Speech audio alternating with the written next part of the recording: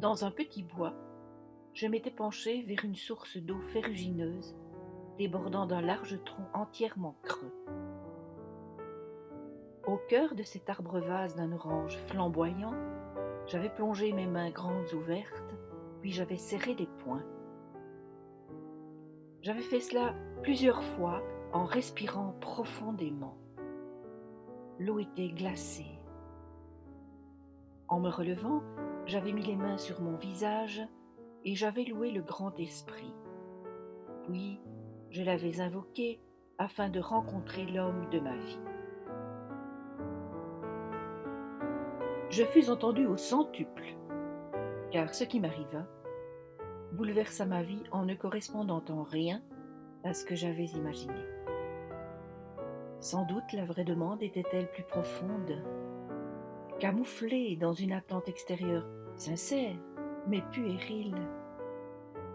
Le grand esprit, connaissant toute réponse avant les formulations humaines, s'épanche volontiers dans le disponible à recevoir ce qui n'est pas attendu.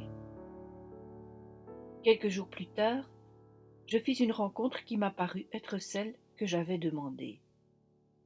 Elle était, en effet, pas du tout comme un point d'arrivée rassurant et confortable, mais comme le point de départ de la nouvelle étape d'un chemin qui allait me jardiner jusqu'à me jeter dans l'inconnu, que j'appellerai plus tard le méconnu ou l'oublié. Celui que je venais de rencontrer allait déclencher un processus de reconnaissance. Cet archer impénitent et élagueur né allait opérer un déshabillage complet en bonne et due forme. Mes frusques ne demandaient qu'à tomber, mais je l'ignorais. Sans doute leur fallait-il d'habiles mains vertes et des mains sensibles et fermes de sourciers pour les aider à glisser. En cette subtile alchimie, il allait devoir, quant à lui, se laisser effacer sa couronne. Sortir de sa chrysalide, de ses empêchements, du grand personnage pour accomplir la vocation lovée en son humanité personnelle, c'est en quelque sorte passer par le chat de l'aiguille. Je n'aurais pu y survivre, oui, je dis bien survivre, avec mes seules forces et moyens humains classiques. Poussé hors de mes retranchements, j'ai alors appelé en toute confiance celui dont j'étais allé jusqu'à mettre en cause l'existence, excusez du peu, et dont je ne me souciais plus depuis belle lurette, Jésus-Christ.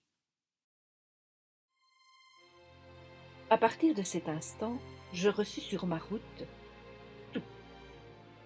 Les justes personnes, amicales ou pas du tout, sages ou moins sages, généreuses ou radines, les justes rencontres, les justes épreuves, les justes photographies, sans que je n'ai rien à attendre, à chercher ou à forcer.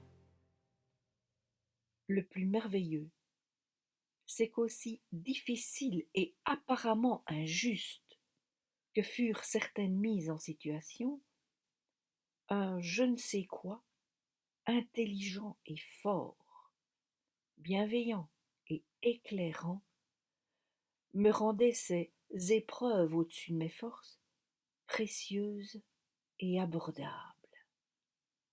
J'étais en reconnaissance de ce que je recevais. Toutes ces tribulations ainsi vécues aiguisent la lucidité. Cette puissante fédulogie ne s'embarrasse pas de nos états d'âme. Elle met en lumière sans ménagement notre vanité, avec ses conséquences dangereuses et graves qui nous polluent, nous et notre entourage immédiat et lointain. Elle passe au déchiqueteur tous les formatages dont notre vie n'est bien souvent qu'un ramassis. Je n'aurais pu passer ces étapes d'intense mise à nu sans référence solide pour moi, dans ma culture, le Christ, je ne suis pas une adepte du tourisme spirituel. Je n'aurais pu passer ces étapes sans une ouverture totale et spontanée à un être sage rempli d'amour et de lumière et justement mis sur ma route. J'étais confiance à toute épreuve.